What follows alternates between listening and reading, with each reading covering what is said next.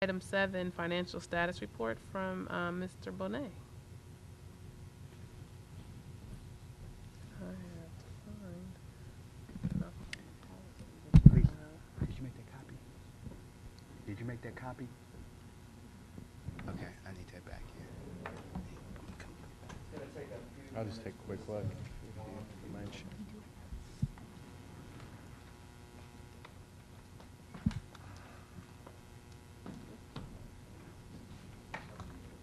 Oh, you don't need them. No, yeah, I can't use It's it. complicated. Yeah, It's I did too much. complicated. Yeah, I did too much. She gonna make a copy. All right.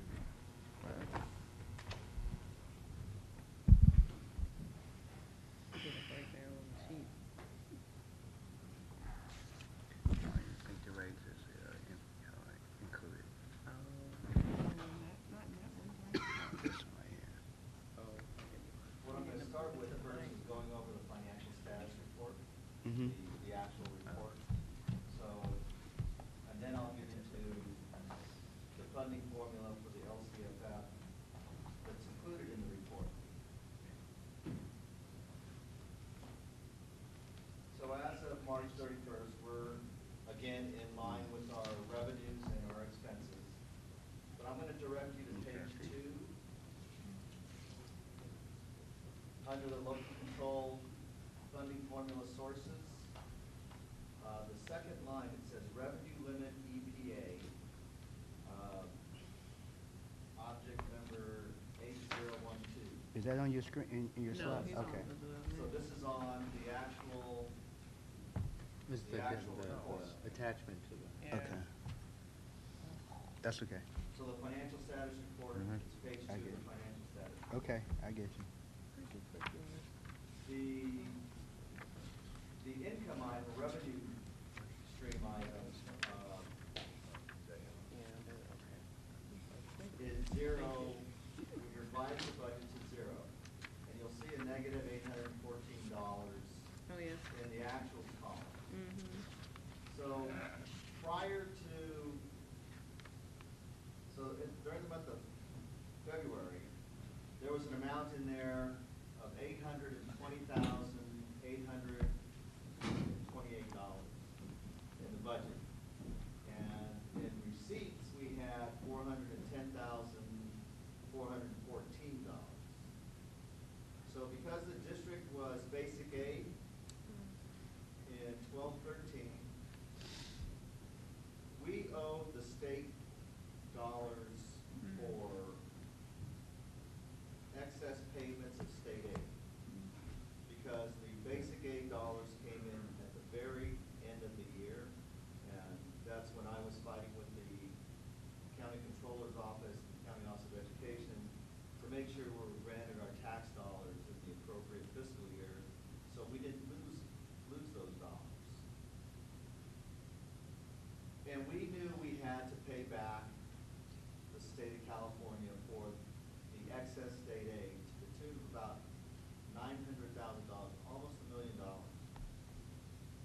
What the state has done, which I have to have a lengthy discussion with them, and I've had one discussion with them. I'm in the process of writing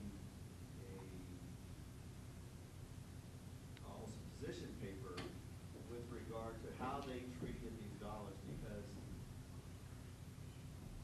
these are from Proposition 30 that was passed last November. This is the additional tax dollars. And there's a minimum guarantee for districts, and in our case, it'd be about $139,000. What the state did is wipe out the EPA entitlement, which I don't believe they can do. Just for 1213 or 1314? You say wiped out the EPA funding? For 1314. Okay. Because we owe the state dollars from 1213 for the overpayment of state aid. Typically, what they've done in the past is they will make the apportionments for your payments, state aid, and then how much you've gotten in taxes or received in taxes. And then they made a prior year adjustment. So we have booked an accounts payable to the state, so we're holding that as a liability. But what they did is they came in and they wiped out the entitlement and wiped out any revenue with regard to this account code.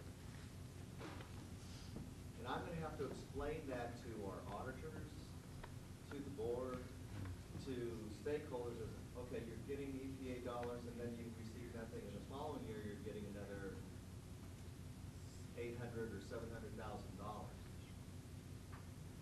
It's highly unusual that the state will wipe out an entitlement based on overpayment of state aid. There are prior year adjustments that they do, and in my initial discussion, they said, yes, we had a discussion regarding this issue. I understand what you're saying. Please put this in writing to me, and things may change. So it is my hope that we will be able to book the actual receipts of the EPA dollars in this fiscal year, because we are carrying a payable. There's also an accounting entry that needs to be made and fixed, because the County Office of Education is declaring you're still carrying too much accounts payable. You should have paid that off by now. Well, we can't book that entry because of what the state did with the EPA, which is wipe out $820,000 of revenue.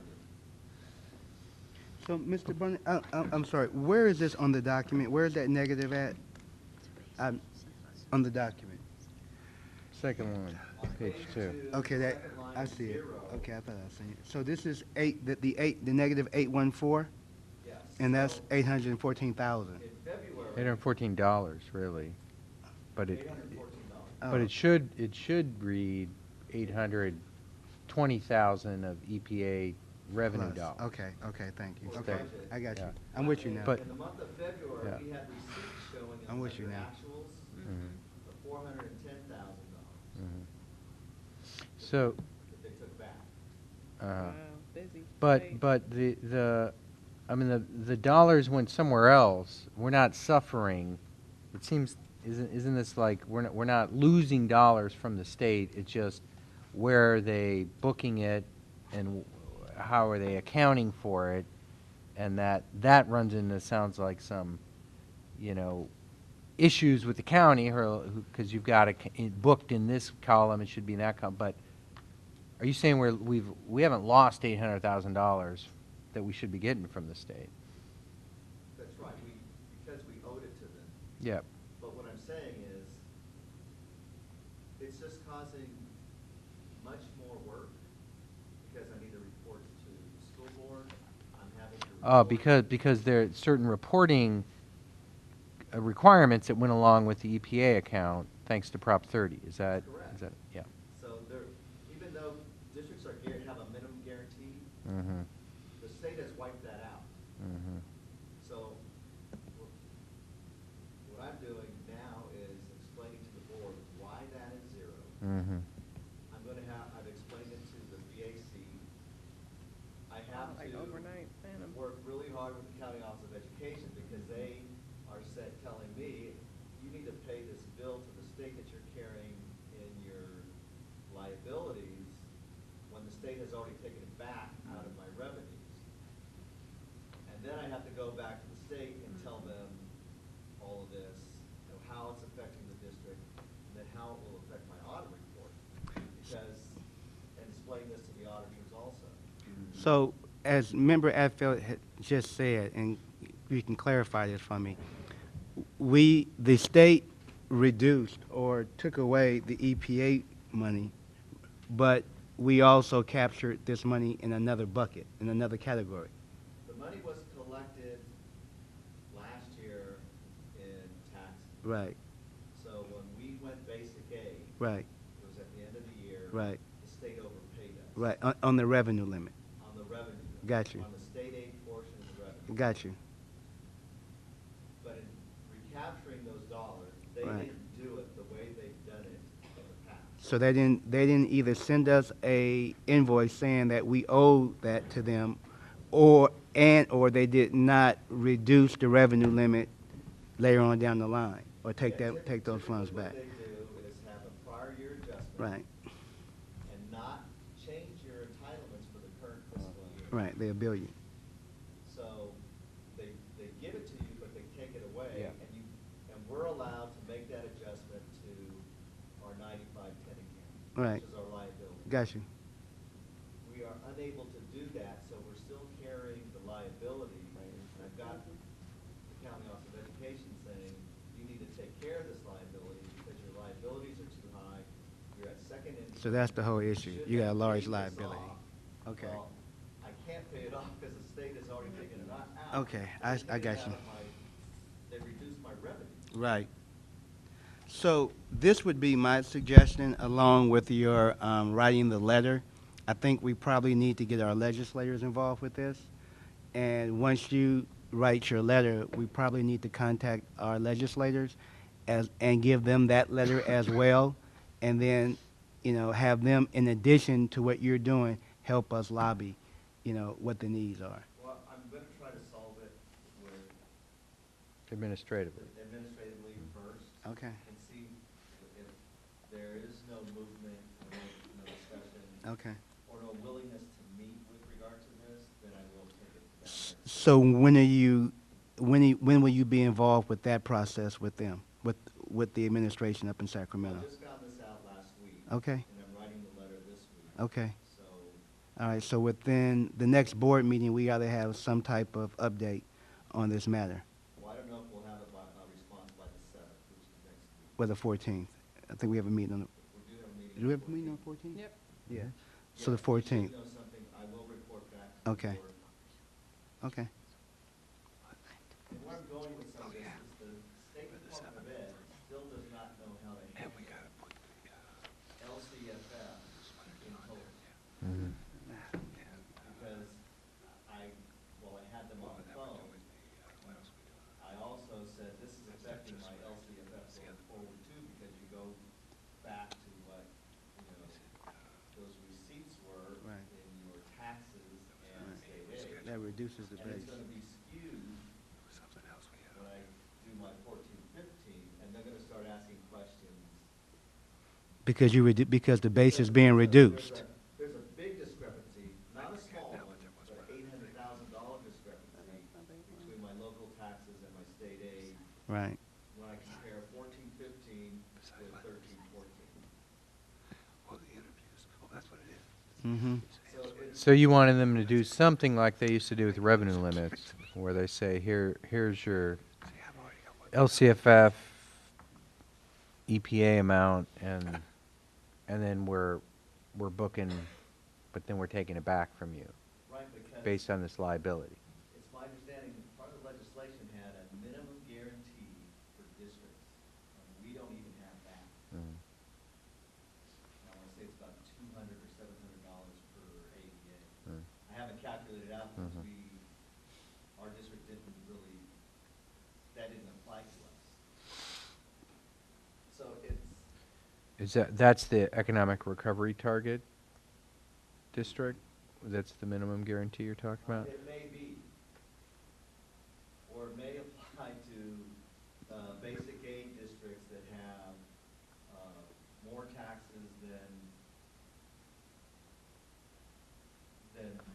what requires the Yeah, state to yeah. fund Yeah, state gotcha. aid. Yeah, yeah. So there was a minimum EPA Mhm. entitlement with regard to passing Proposition 30. And I think that was put in place to help basic aid districts be supportive of Proposition. Mhm. So, Okay, I'm fine with the update on the 14th. so going back to the report, we're at, our percentages are in line where we should be, Mm. revenues and expenses, in all funds. We continue to work, as you heard earlier, it's done to shrink the contributions to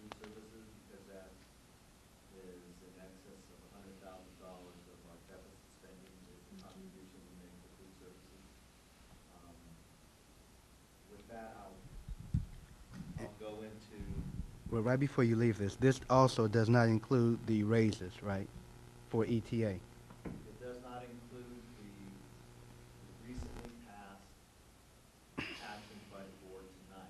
Okay. It does include the bonuses that we gave in this fiscal year, or a month or two ago, last month, with regard to 12-13 settlement. Okay, makes sense. So those one-time payments are included in here, Okay, but the agreements we just, the board just passed, okay, those are not reflected in the financial status. okay. They'll be reflected in the April report. They should be reflected in the April report. Okay. At least the budget amounts will be changed. Okay, thank you. So with that, again, on page 2, that top section, the local control funding formula. The board has asked to walk through the steps with regard to the LCFF funding. Now, I have to, that's right, that's the handout that I Where am I put at? in front of you. I don't even have them. Let's see. He's looking. No, go ahead. I'll work with it. So I used some slides from another presentation that was given by Fagan, Friedman and Fulcross, Atkinson, Anderson and Rudd, AXA, Total School Site Solutions, and another consultant that I just can't remember. And I'll point some of those slides out to you as I get to them. I just have one question before I read this thing up on, I want to clear. When is the city and the district gonna team up to, for food services at the ECDC in the district? Is that, He missed that person. I can't answer that okay, question. you guys may. Okay. Thanks, Ken. So I'll go over the formula, what the components of the formula is, and then the spending restrictions. Okay. So we all know that California's below the national average by more than 2,500 per pupil. And it would take about $15.3 billion just to reach the national average. So right now, we're in the bottom 5 in the nation with regard to funding education for students. Mm. And I've said this once before, LCFF is not about increased funding. What it is, it's redistributing funding that, or it's about the distribution of funding that we get from the state. So the categorical portion is gone, and that's been given to districts to use in an unrestricted manner. We still don't know if the state is going to reach the target it set for itself by 2021. So there are targets, and we're hoping to reach those by that year. Now, that only gets us back to where we were in 2008.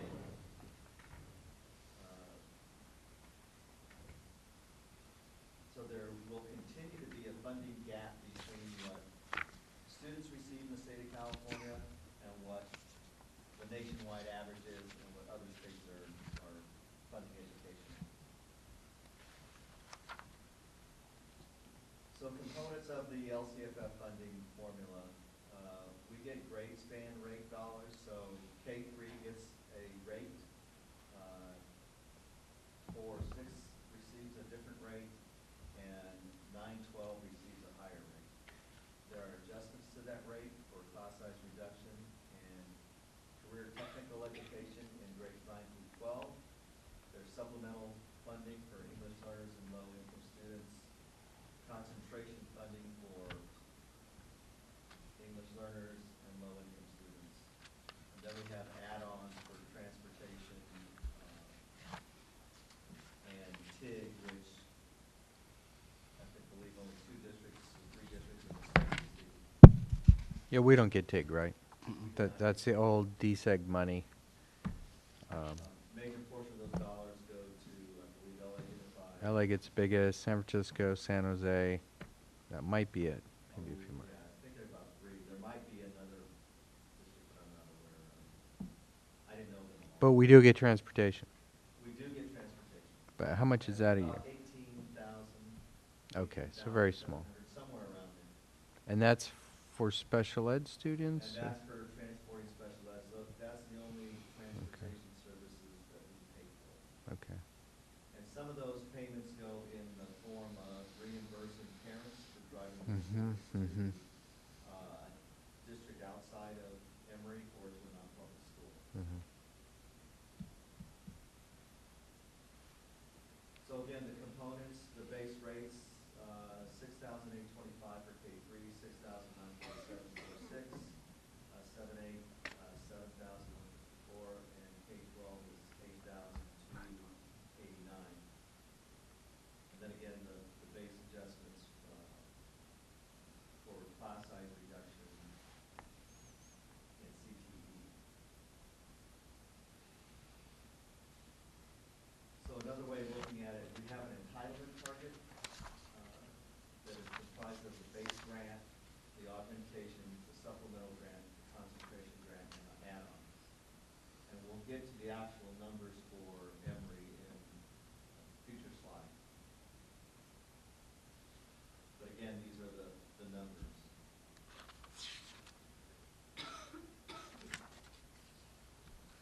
Supplemental grant dollars, we get an additional 20% of the base grant plus the augmentation for EL and low-income foster pupil enrollment. What do you mean there by augmentation? Is that you mean the 20% additional dollars Mhm. we get? Concentration supplemental, that's what I'm taking it to It's be. a supplemental and concentration Yeah. grant dollars. So that's what you're calling the augmentation of the base grant? Okay. Because your formula made it seem like it was I take that something back. separate, The see? augmentation is K3 class size reduction Oh, okay, dollars that's a class size. and the transportation. Yep, Or the CTE No. dollars, I apologize. yep, that's what that is. The concentration grant dollars are an additional 50% of the base grant plus the augmentations for each eligible student for supplemental grant above 55% concentration threshold. So we are at 64% in this fiscal year. Last year, we were at 74% of our English learner, and unduplicated count of English learner and low-income students. So we've gone down slightly. We believe we can bring that number back up. And we're working hard and putting in a program to address that issue. Again, the add-ons are home and school transportation and TIG grant, which Emery is not eligible for. So this is a graphical picture of what the dollars look like from 2012-13 to 13-14. You can see that funding is about the same with additional dollars for transportation add-on and TIG add-on. Yeah, hold that slide for a second. So the base grant is, that's 13-14 or 14-15? I mean, that left 13-14. 13-14.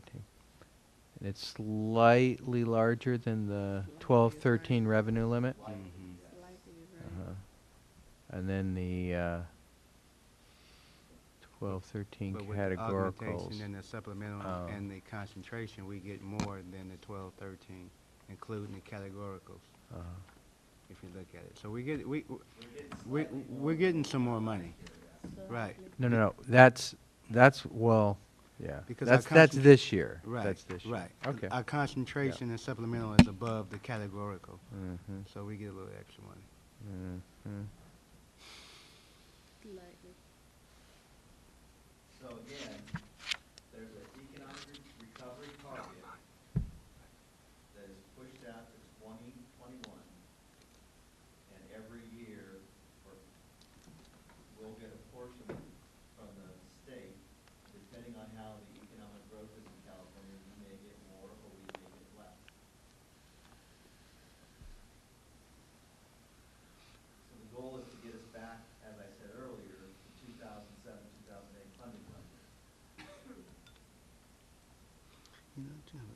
Um, So those are two different things. I don't think we're an economic recovery target district. You have to, I don't believe we are either. Yeah. I believe those are mostly the basic aids because I think. no, there's a slice of districts like Assemblywoman Chair of Education Joan Buchanan's district in San Ramon. That's not a basic aid, but that did not also have a lot of unduplicated pupils, and that they were going to be what some termed an LCFF loser. They were going to get less. Gotcha. So This is giving they are at least ultimately they will be, after the 8-year full implementation in the 2025 and 2030, they won't be where they would have been back in if we were under the old system. Gotcha. But the deal was, by the end of the implementation period, this 8-year period, you will be where you would have been under the old system. Okay, After that, you're under the new system okay, based on your student population. okay. So that's that band of districts that I think kind of fit in. Alkalani's Union High School District The- is also in yeah, this category. yeah. He's a friend of mine, and Mhm. he was complaining about this whole shift, and I really wasn't paying attention because we don't fit into this category. Right, right. So, Mr. Bonet, how does the deferrals work with all of this? Are they included in LCFF, or will we be funded those deferrals in a separate pot of money? Do we know? The deferrals are just a cash flow mechanism. Right, so They- this, they don't- okay, they right, don't- right, They're not part of this funding package Right. per se. right. It's just when we get our cap. That's right, I And got so you. next year, the state is talking about wiping out the deferral. Okay, I got you. So we'll get all of our cash. On time. 14, 15 on time. Mm-hmm, okay. So they say. Maybe, if that's the governor's proposal. That's correct. And many legislators want to see not quite that quick a pay down of the deferrals, and Right. would rather see some of that money go into new, funding LCFF program to Mhm. get us to the target sooner, Mm-hmm, and save the paying Okay, off the gotcha. deferrals till later. But Gotcha. that's being negotiated Okay. in the next 2 months, I guess. Okay. Yes, the governor wants to wipe out that wall of debt. Mm-hmm, mm-hmm. Okay, I'm with you, makes sense. So looking at Emery's unique LCFF calculation, we have our ADA broken down by grade level. Mhm. We have the base dollar amount broken down by those grade level funding models. You'll notice that we have included in there the unnecessary small school amount. You might want to explain it, because it seems like it's going out, then it's coming back in. You got a negative 1.7, then you got a positive 1.7. Can we explain that? The How that work? necessary small school funding was in place during the revenue limit error. The necessary small school is out for urban districts like Emery. They put in place a radius around your high school. And if there's another high school within 5 miles of your high school, you were outside of the necessary small school entitlement. So if you have a necessary small school in a very rural area, you continue to receive that funding if there was not another school within the 5-mile radius of your school, a necessary small school, be it a high school or elementary school. Mhm. So the necessary small school funding does not apply to Emeryville any longer. We are not eligible for those dollars. Mhm. Okay. So our funding will all be based on the regular high school base grant amount. Now, there is part of the trailer bill legislation is hold us harmless with regard to losing those dollars, but it will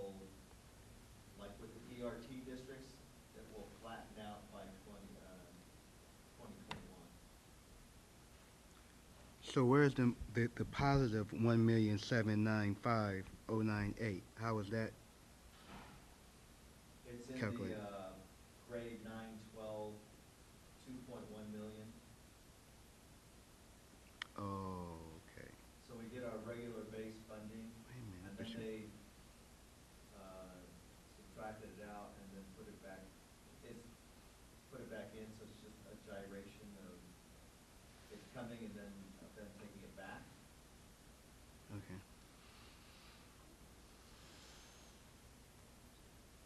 So I think that's hold harmless. I think that piece was in the original legislation, that we won't ever get less than we were getting in necessary small schools when LCFF was enacted, just that we won't continue to get that grant. I think the trailer bill is fixing the RDA basic aid issue to hold us harmless Mhm. from not getting any less than Right. we would have gotten if we hadn't been basic aid that 1 year. Right. So the second part of this, shows what our target amount is, for ADA in 13-14, and then what the target amount is for 2021, $9,728 for ADA. And then it has our categorical base dollar amount for ADA. So this is the LCFF calculation based on the thick mat calculation. And then you fit into the statewide 98% rate. They have amounts in there for that. And then they finally, on this section, comes down to the economic recovery target amount, payment of $26,000. But this is where I start to get confused. Are you saying, I mean, this is a calculation to calculate an economic recovery target. So, Which we're not eligible for. So they put this in the formula mhm. for all districts, whether you're eligible or not. Okay. So that's part of the thick mat calculator. All right. Okay, because where's the step where we look at, which I thought was step 2? What was our prior year spending on unduplicated pupil services that is in addition to the services provided to all pupils? That's nowhere in. The EIA. That's nowhere in the LC, in the thick mat calculation page. Yeah. Well, I think, yeah. I think this isn't the right calculation page, I guess. But I think this is the economic recovery, maybe, which every district, should do to see if they qualify for economic. Well, I think that's why they have it in this Yeah. calculation. Okay. So I, That seems to be step 2. I think that's step 2. down to, even going down, I'm scrolling through the calculations, Mhm. looking for what you want to see, Mm-hmm. member out. But I don't, there's nowhere in here does it show what that EIA amount is. That goes back to part of the spending restriction and not part of the funding model. No, I think there was an EIA.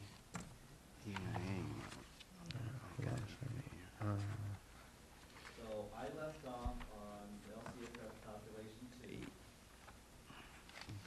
I go to, I forward to LCFF calculation 3.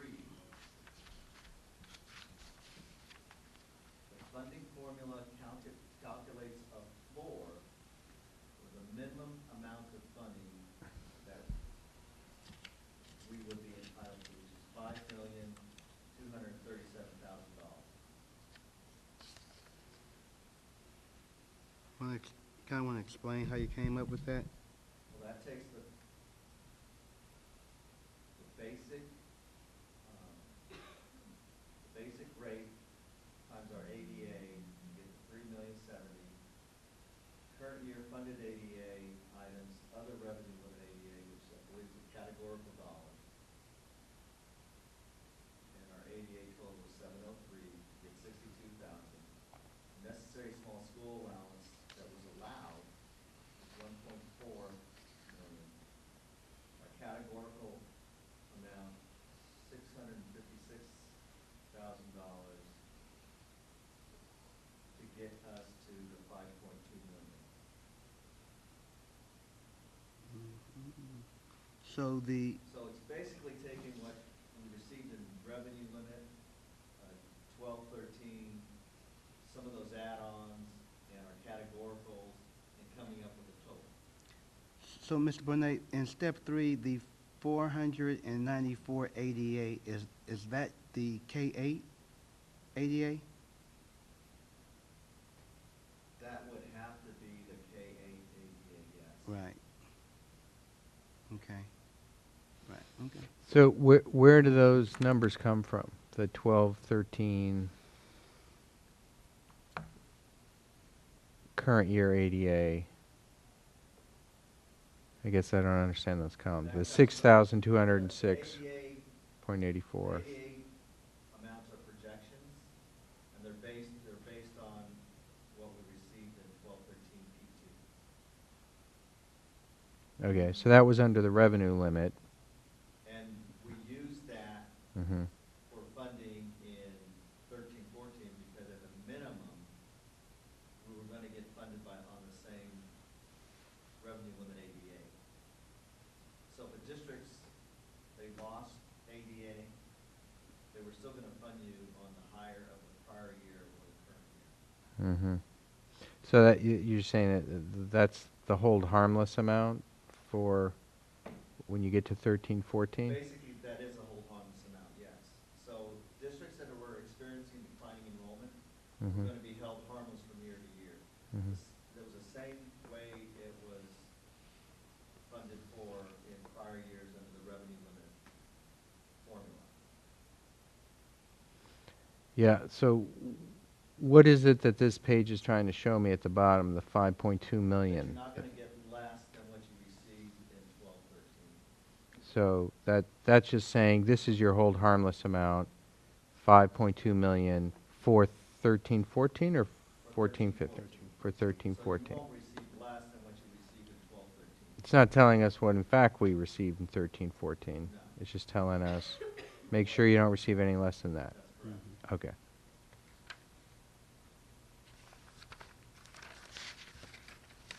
So then you go to the 13, 14 calculation.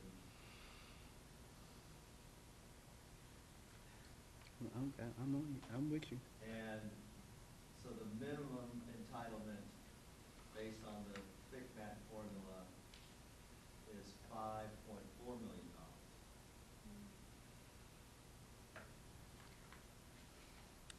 That's the amount that we have in our financial status report on the budget for So- LCFF. So, Ms. Bonet, I'm gonna ask you to explain that calculation and walk us through that calculation as well. I know. It's a new funding formula, so just to kind of make it clear to us and the public how this new formula really works. Because like you said, it is complicated. But,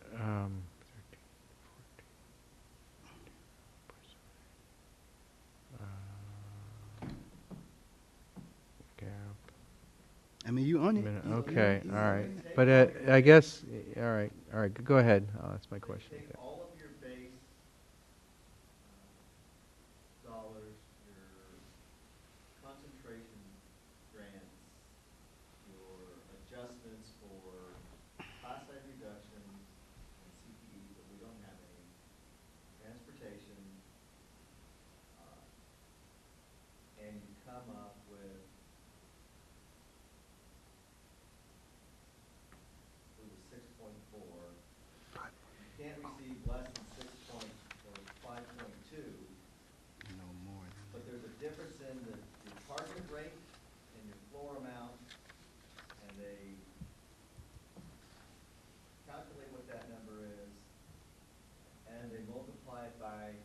the rate for every district to,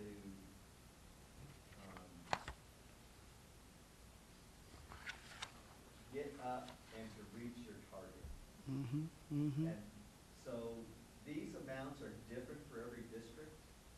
mm-hmm. Your LCFF target amount, what your floor is, they're different for every district. What remains constant is the amount of money the state can afford to fund, and that's where that 11% That's it. comes into play. Mm-hmm. So that's how we get the $141,000. And then there's that, you go back to that economic recovery payment of $26,000. It brings you to the $5.4 million. Right. So the 6.4 is the LCFF target amount, That's right. you know, based on the new LCFF funding with the base, you know, and the grade spans and all of that. That's if the state fully funded the target in 13-14. Right. That's not 8 years out. Right, That's if they said, exactly. you know what, we got a load of cash, fully funding the target this year. You guys would get 6.4 million, Right. and then the 5.2 is The floor. the floor. That's the hold harmless minimum from So the difference between the basically. floor and the target Yeah. is 1.1. Right. We're only funding 11% of that. But that's your gap, because we need to, you know. The gap. Right. The 1.1 is your gap, Right. the LCFF gap. And the whole state took an 11.78% step in 13-14 towards closing That funding. the full implementation gap. So every district gets an 11.78% closure step. And that is a percentage that the state will adjust depending on the economic Yeah. status Right. in the state. Yeah, and the projection, I mean, what's in the budget right now is 28.05% for 14-15. Mm-hmm. We're going to take it like more than twice as large a step toward closing the gap. And it could be larger with the May revise. Yeah.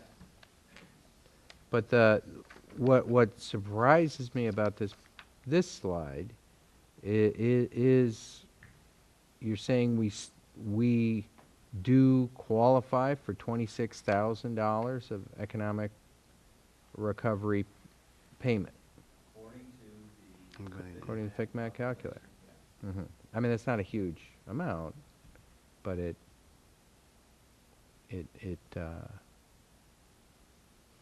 surprises me that we're in that category, if that's accurate.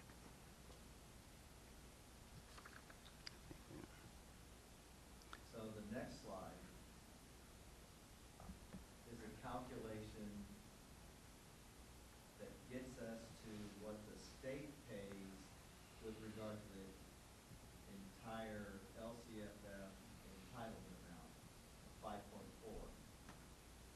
Up at the top, under calculation 5, you have the minimum.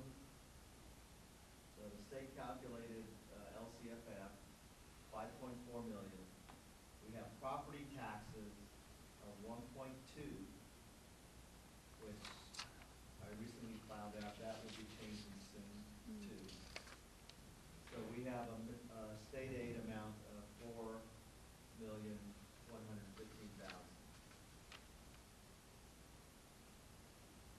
Why is that, why are those property taxes being reduced by the 1.2? Because we receive those directly, we don't get those from the state, we get those from the county It's an offset. treasurer's office. Okay. No, The revenue limit worked the same way. There was a Okay. revenue limit Mhm. amount Mhm. that was reduced by local taxes. Mm-hmm. So to get to the 5.4, the minimum state aid provision, or the LCFF entitlement, we're taking the floor of 5.2 and adding the $141,039 plus the $26,791 to get. Correct. Okay.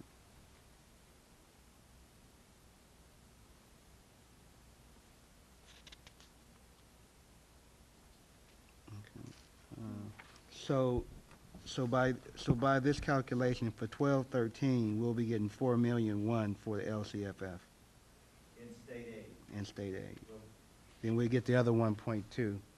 in local property tax. Got you. Okay. So the 5.4 is still our LCFF funding. Mm-hmm. Okay. So, yeah, I'm trying to process what these other, At the bottom. no, the numbers in the middle are of this calculation Is it 5. inconsequential to our district? Yeah, it doesn't, Because it doesn't, all charter Oh, down at the bottom, yeah. revenues and ins Yeah, and outs. yeah, that this does. NSS Really allowance. doesn't apply to Yeah. Emery. I wouldn't. Mm-hmm. If it did, there would be amounts below. Yeah. Really non-applicable. That's Right. why you see the NA in that top Yeah, column. yeah. So just for example, you know, if we were to take the LCAP that was presented earlier tonight and look at the funding, the extra funding for either the supplemental or concentration, we would in a sense be looking at the $141,039. No. For this year, our supplemental concentration dollars are equal to our EIA dollars that we Okay. received last year. And That's the $97,000. right. That we're using for our EL program. Okay. So, yeah, so that's the way the state ended up, is basically giving districts flexibility on how much increase or improving they want to do in 13-14. Right. At a minimum, you got to go with whatever you spend in 12-13 on EIA, Right. which is what Mr. Mm, Bonet is recommending we do. I think that's the cleanest approach. And that's Uh, the 97,000 you're talking about. That's Yeah, correct. and Gotcha. then for 14-15, which Right. is what applies to the LCAP year. Right, right. uh, He's saying the 245,000 Mm-hmm. or so is new increase or improve. Mm-hmm. And you add the 97 to that, which Right. is our current year. So our Right. total supplemental concentration spending for 14-15 will need to be reflected in the LCAP at about $340,000. Right. So that list that we seen earlier today, we can take off that priority list about 300 and some thousand and apply it to the funding of the new funds coming in from the LCAP. Well, it's more like the 245 because. Yeah. the 97 still is gonna be on the personnel L- at this time. That's kind of carryover. Right, I okay, mean, makes sense. Now, Yes, we revamped that EL program somehow. Okay, so now I'm trying to find, where's the 245 that you all are talking that's about? not on here. Okay. Because these are numbers for 13-14. Well, I'm looking at, okay. I Not, got you. and the LCAP is 14-15. Right, right. So this does have one of the numbers I asked you for earlier, which is what's the increase overall that we received from the state in 13-14 over 12-13. You're saying it's at the bottom of this the next slide. Yeah, 168,000.6. Is that, am I reading that right? That Yes. sort of a 3.141. That'd be the 141 and the 26. Right, okay. In 13, 14, right down there Uh-huh. in the middle, entitlements. Yeah, I'm just looking at the right. And then, do you know what that number is for 14-15? What's the increase overall for 14-15 in total LCFF dollars compared to 13-14? It should be about 300 something. I think I have preliminary dollars.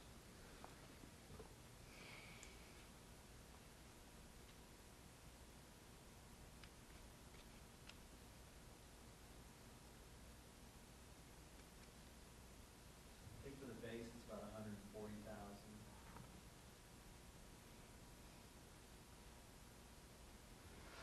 what's the total? I mean, in base and supplemental concentration and TIG and, well, we don't get TIG, but transportation and augmentations, et cetera. It looks like about 390.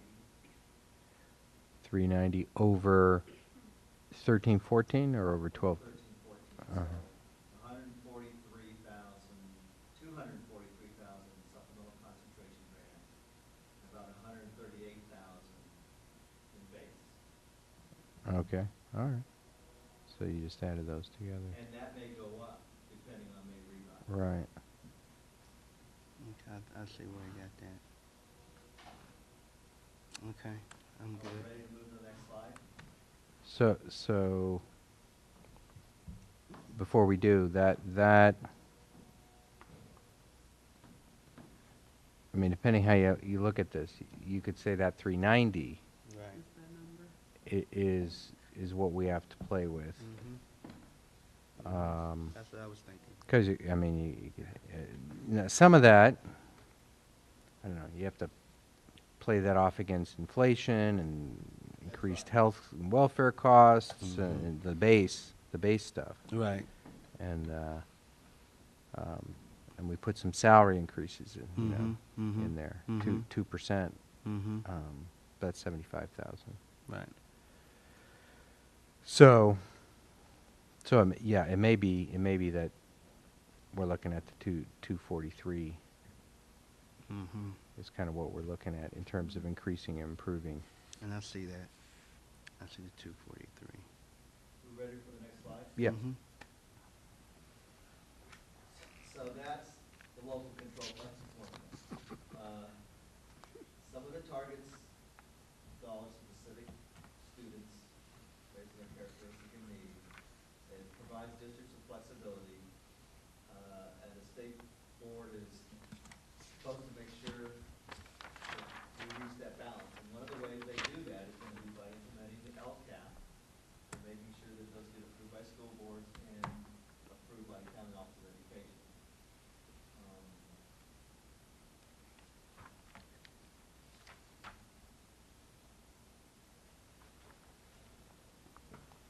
So many of the categorical programs were removed. We still have to ensure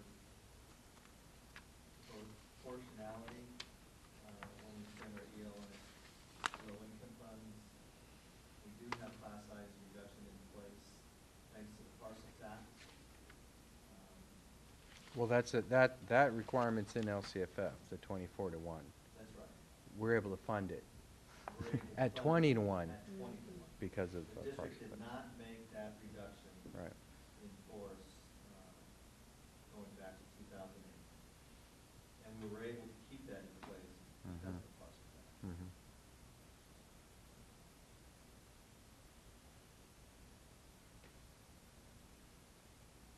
That's it. So the calculation which I would like to see is the one you referenced in your second to last slide there, the proportionality calculation, which is the 7-step, determination of what's the amount. I mean, it's how you got to the 243, and the, plus the 97. And then you put that over the base to give you a rough percentage of your proportional increase in services. I'm trying to remember if there's a specific portion of the worksheet that addresses your issue. And I'm not sure that there is. I would think it's in the worksheet. I mean, there are multiple sheets there are multiple pages that get to that final sheet that Member DeWinton has handed out. Yeah. But I don't remember a specific portion of that entire worksheet that addresses your issue. Yeah. I think they take it based on what those grant amounts are, what your ADA is, what your percentage. But you have to of plug. Duplicated count is, Mm-hmm. and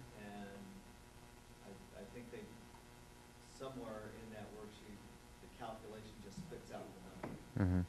That, that may be the case. I haven't dug through it. At some point, even if that is the case, you have to put in what your prior year expenditures are, so that you have to plug in the There are no EIA. expenditures into this formula. So how does it know that we deem 97,000 in EIA as our prior year expenditure? Well, there's I mean, a how work- did it, how did you report that it's 245 for? There's a worksheet from the state of our prior year funding for 12-13 that shows what we entitled to receive or spent in EIA dollars. So we have that number. But that has no relation to the supplemental concentration. Those are all percentages based on the base grant, and your,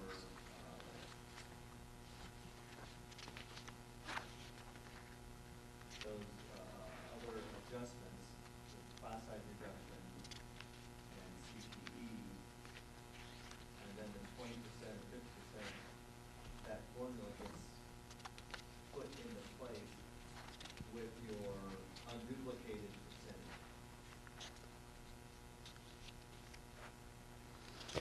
Yeah, the whether or not it's in the worksheet, I mean, there is a 7-step formula for determining our proportionality percentage and the numbers. And we have to report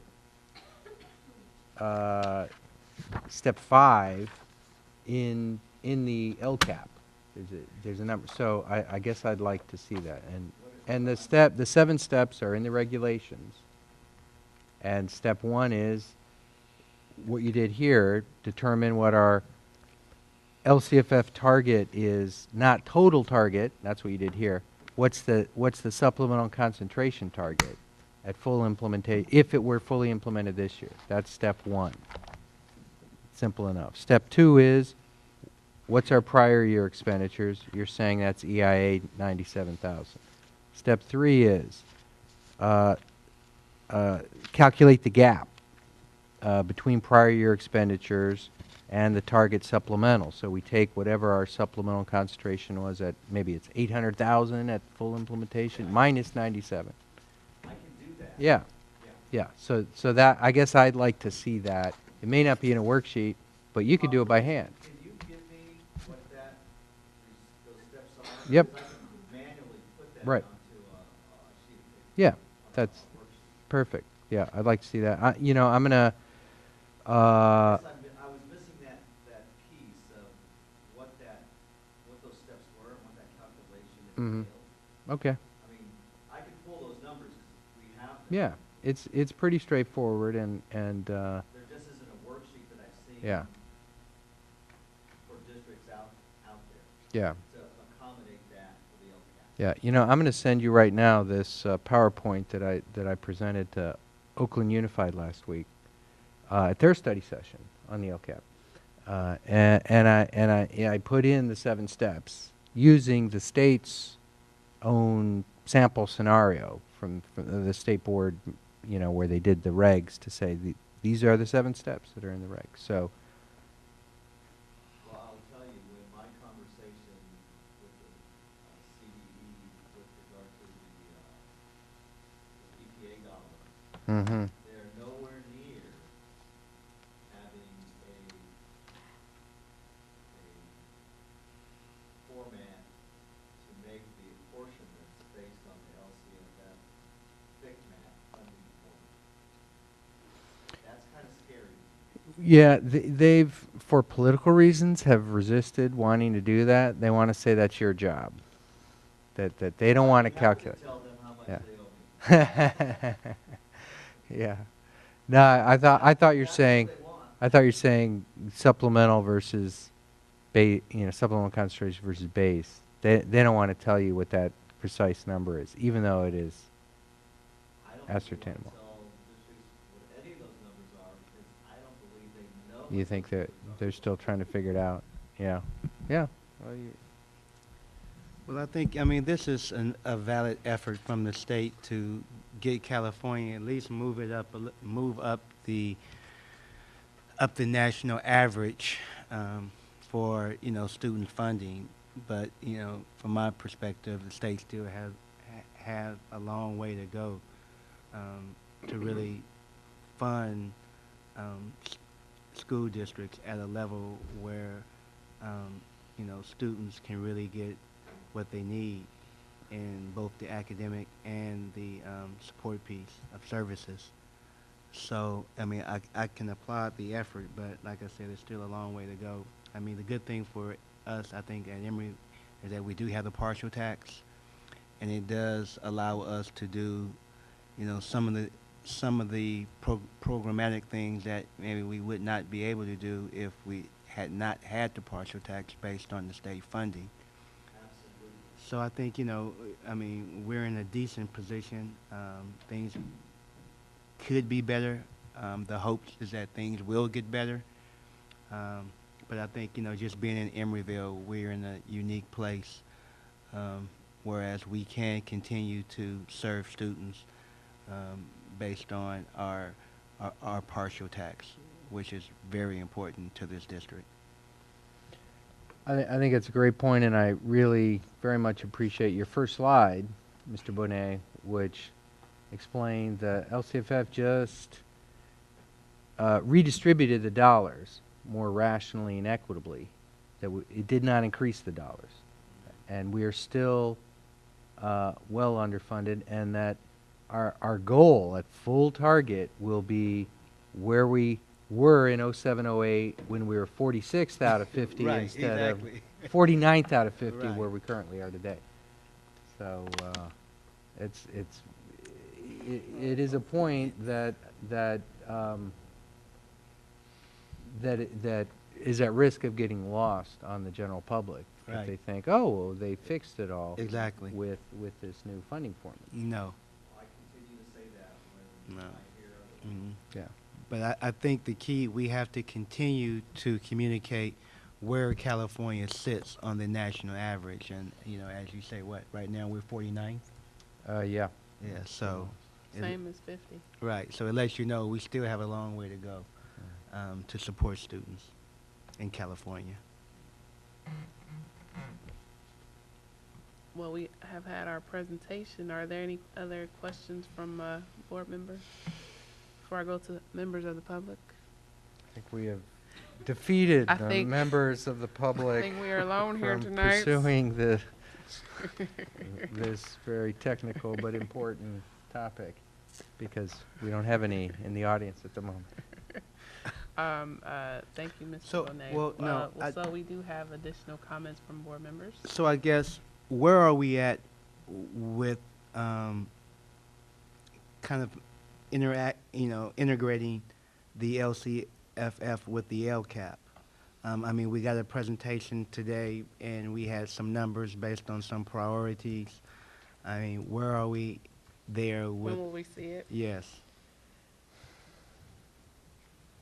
We continue to work on that. Right.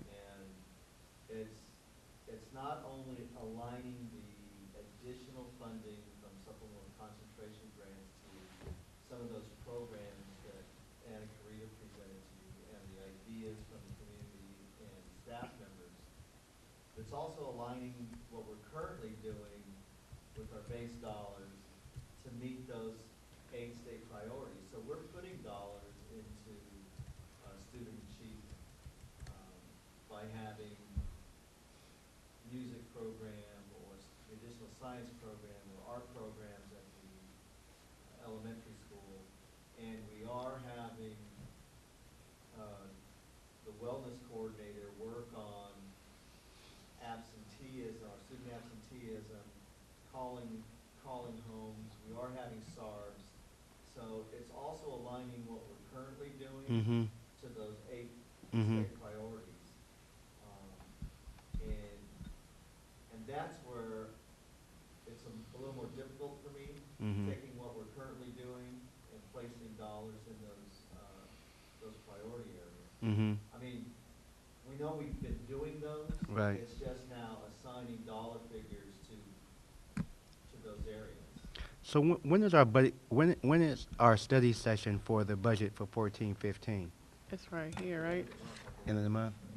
Okay. May Yeah. 28th. May 28th. May 20th, okay.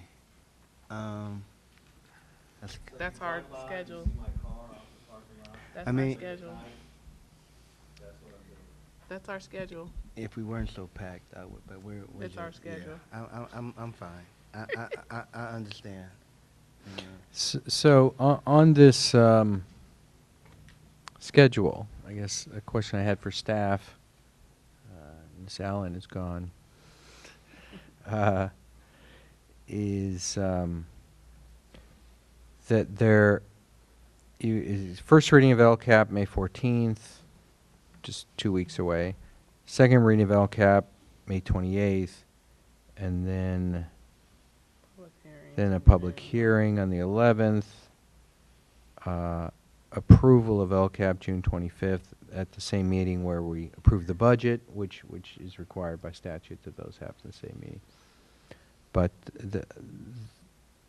the question is, I want to make sure we have room to change the LCAP based on the written comments that the superintendent is going to be receiving from the Parent Advisory Committee and the DLAC and the public in general, all of which the superintendent has to respond to in writing, and the public hearing we're going to hear. So I guess if we want to change it from May 28th, after May 28th, even after the public hearing on June 11th, tweak this, add that. No, we want the PE teacher, not the music teacher, whatever it is. How do we accomplish that? And it also has budget implications Well, too, obviously. and this came up at Cabinet when we met on it this week. Okay. You've got a big list of items that are being brought into the LCAP. Of course, we have to prioritize, and we have to come to you with a realistic plan. The real hard work begins now because we can't fund them all, and we have to sit down with Ms. Allen, Mr. Bonet, with all of the stakeholders, and you're going to be hearing them at the board meetings as the LCAP gets folded out, and we'll have to have a real meeting of the minds as to what we as a district want to prioritize. That extra money is not a huge amount, and with how much of our percentage is in personnel, we can't do much cutting. So we've got dollars that Mr. Bonet is talking about, and we have to prioritize where we want to put them. And that's going to be the hard work from now till through this whole process. Dr. Sugiyama also is very familiar with this, and I'm sure he'll be thrilled to be leading the process through. But it's going to be a tough haul from here on in to make sure that your community is heard and that the priorities are those of the board and the district. So I think that augurs for robust public notice and turnout at the May 14th and May 28th meetings. Absolutely. So that people are informed, and that not just at those meetings, because people don't always come to the meetings or can't, but that the same people that Ms. Allen was meeting with and more. I mean, the whole district is somehow informed of here's where we've landed with our priorities, and here's what we've rejected, so that people, will be able to give us the feedback that we need. That's right. That said, I still think that if we want to change, I guess we don't have a board meeting, we can always set a special meeting, I suppose, between the 11th and the 25th. Yeah, it's our prerogative. I mean, I think that's the way we could deal with it. If we do have a large number of things that we have to make adjustments, we could always schedule. I don't know about that week, is crazy, graduation and everything else, but I'm sure we can make some space to pull a board together. Well, I mean, yeah, because I would really like to have another session regarding the budget. Then we probably need to talk about this offline. 'Cause, Right, right. I mean, yeah, I mean, we have one budget study session, and then we're having a first reading of the adopted. in some years past, we at least had two budget study sessions, and by that first reading, Well, I think from years past, if I'm wrong, correct me if I'm wrong, I think it's because we broke it down based on and we started earlier. revenues and Right. expenses. So, I mean, it was a two-parter, but it was Mhm. really a one meeting. It was a different formula, so. Yeah.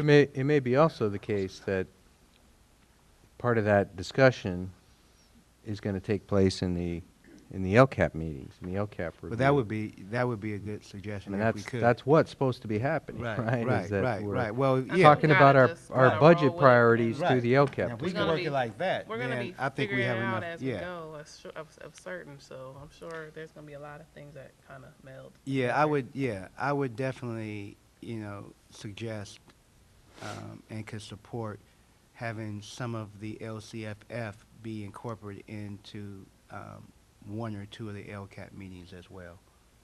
I You mean we some can- of, some of the budget Right, conversation right, into some the of LCAP? Right. Well, it's got to be, because Sure.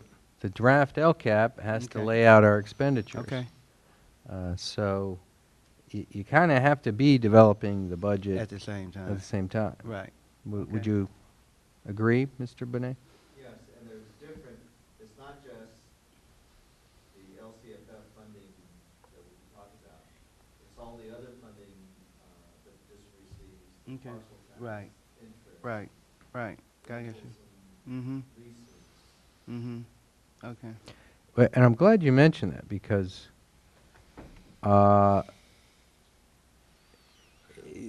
ideally, our LCAP would include all of that. And Right. and you can't, it's not, we're not required to, but ideally, all our federal funding and our parcel tax, I mean, those are the two other major sources, would be part of our overall educational planning and budget priorities, and we are required to align our school site plans Right. to the LCAP. So, I mean, that's our federal, Right. some of our federal dollars. Right. So, is that even possible? Well, that's where I'm telling you, that's where all the hard work is, what we're doing currently with all of our dollars, and how we coordinate that with the LCAP Mm-hmm. and those 8 state priorities. So Mhm. it's not just LCFF funding, which is Mhm. paying for all the stuff we're doing now, without any additional supplemental concentration dollars, additional dollars. So it's addressing what we're doing now with those 8 state priorities, and the dollars that we're using in our, we'll just call it base grant, towards those priorities. So it's a different way of looking at Okay, I got a sense the where we're going. programs that we offer. Mm-hmm. But it's my hope that the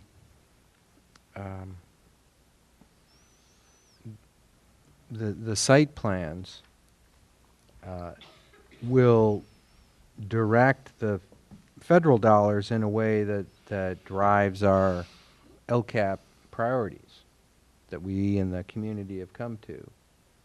I think we don't want that to be like, well, here's our little Title I thing, and the school site council has decided that they have a little pet project over here to do. Mhm. It should be all All of part that. of a It makes single sense. comprehensive plan, and I know that's their desire too. Right. That's right. And I can report that I've written a bill that passed out of the assembly today to increase that alignment between Okay. single plans for student achievement and LCAP planning. Okay. Good. So I think we can do that. It seems we're actually, Mr. Gibbs' work is kind of, In sync with that. Yeah. but that's extra dollars. Right. If we've got another, what did he say, 40,000? Yes, Yeah. that's what he thought. To drive some of our LCAP goals, Mhm. then we can Mhm. leverage Mm-hmm. our resources. And then we've got the parcel tax, Right. which similarly, if we can tell the voters, you're contributing to this whole instructional story, not Mhm. just, oh, we did a little bit here and we spent some on that, we spent, but Mhm. you know, this parcel tax fits with our overarching strategic plan, that's a better way to tell our story too. Right. And I agree. I agree 110%. So do you know if, yeah, are you and Miss Allen planning to be sort of fold all of our funds into our LCAP, or are you just focusing on the, you know, $5.4 million that are strictly LCFF dollars this year? We haven't had that discussion. Mm-hmm. My idea was to fold all of our dollars, Mm-hmm. and how they address the state priorities. Mm-hmm. And I've had that discussion with Ms. Allen, and that's her goal too. She's realizing that the parcel tax is going to be a very important piece. Yeah. I mean, so what I'll do is also share this with Dr. Sugiyama, because it's important that when he starts next week, that meeting takes place right away, and that we're assured that everybody is working toward including all of our resources into our LCAP, LCFF plan. Well, it sounds like that's the preference of the board. Yes. Absolutely. Great. Good. Thank you. Any other questions for Mr. Bonet? Thank you very much. Thank you. Thank Thank you, you. Mr. Thank Bonet. you. And now